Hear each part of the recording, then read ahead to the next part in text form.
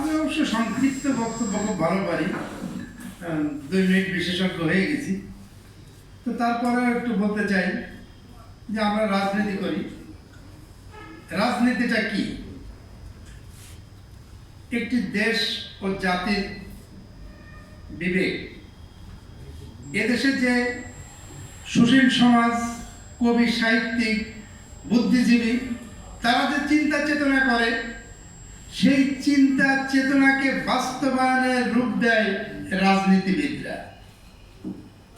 তা আমাদের দেশের দুর্ভাগ্য যে আমাদের দেশের রাজনীতিবিদরা সমস্ত চিন্তা চেতনা তার পরিবারের জন্য, তার আত্মীয় স্বজনের জন্য, তার নিজের জন্য। যে কারণে আজকে এই রাজনৈতিক মহামঙ্গা 50-53টা দল থাকার পরেও 2টা শিবিরে বিভক্ত হয়ে গেছে। আমরা অবশ্য মাঝামাঝি আছি, আমরা যেহেতু কোনো জোটে নাই, দলে নাই, আমরা মাঝখানেই আছি। এখন মাঝখানে থেকে আমাদের যে ফসলটা ঘরে উঠানো দরকার, সেটা আমাদের কিছু সাংগঠনিক দুর্বলতা বলেন বা চিন্তা চেতনার কিছু দুর্বলতা বলেন, আমরা পিছিয়ে আছি। একেবারে আমাদের কিছু নাই তা তো নেই। আমরা একটা প্রতিষ্ঠিত রাজনৈতিক দল এবং সিনিয়র রাজনৈতিক দল। আমাদের অনেক পিছনে এসে হয়তো তারা ক্ষমতার মসনদে বসছে। রাজনৈতিক নেতৃবৃন্দ ক্ষমতায় যাওয়ার আগে যে বক্তব্য রাখে, ক্ষমতায় গিয়ে এসে বক্তব্য রাখেন না। আমাদের মাননীয় স্বরাষ্ট্রমন্ত্রী নিজেই গুমের শিকার, তা ওনার সর্বপ্রথম গুমের অধ্যাদেশটাই বাতিল করতে হয়েছে। তবে এখন আমাদের বুঝতে হবে যে উনি কোন মার্কা গুম ছিলেন। তো ইলিয়াস আলী গুম হয়েছেন, ইলিয়াস আলীর বউ ওই বিলে তো ইয়েস বলেছে। তো এই যে স্টারবাদের রাজনীতি, আমরা হয়তো একটু আগে আমার চেয়ারম্যান বলেছে আমাদের ভোকাল নেই, ভোকাল আমাদের আছে।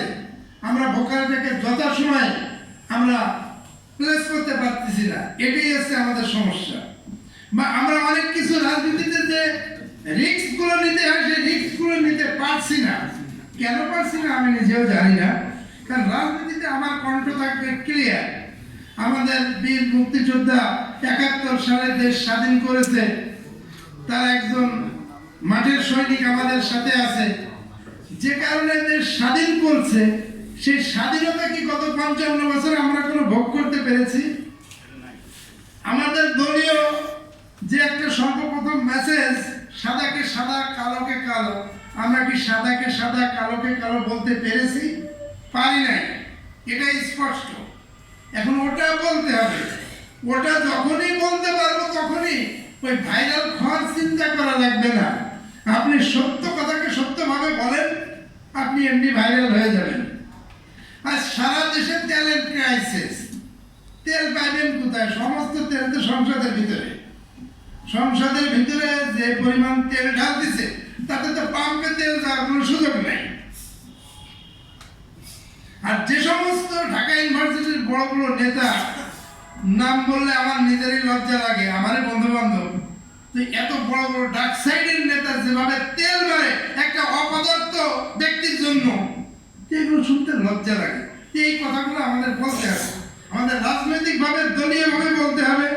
যখন আমরা এটা নিয়ে এগিয়ে যাব, আজকের যে যত সমস্যা বলছে, সমস্যাগুলো অনন্ত বিলম্বেই সমাধান হয়ে যাবে। হ্যাঁ, আমরা মাঠের রাজনীতিতে জব্দ না।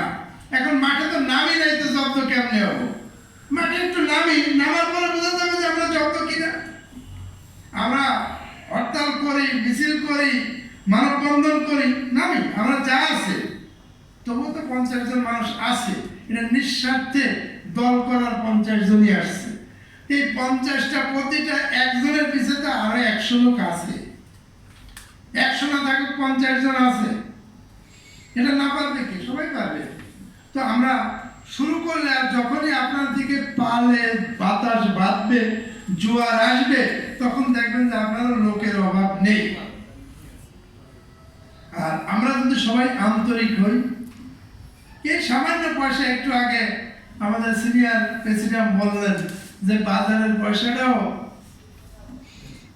চা খাওয়ায় দিয়ে বাজারের ব্যাগটা খালি এখানে নিয়ে এসেছি। অ্যাকচুয়াল রাজনীতিবিদ যারা, তারা যদি দেশ ও জাতিকে ভালোবাসে, দেশের মঙ্গল নিয়ে চিন্তা করে, তো তাদের কাছে আসলে টাকা পয়সা কিছু না। টাকা পয়সা দিয়ে রাজনীতি, হ্যাঁ একটা টাইমে টাকার প্রয়োজন হয়, তবে সে টাকা চলে আসে, সেই টাকা রাজনীতিবিদের পকেটে চলে আসে।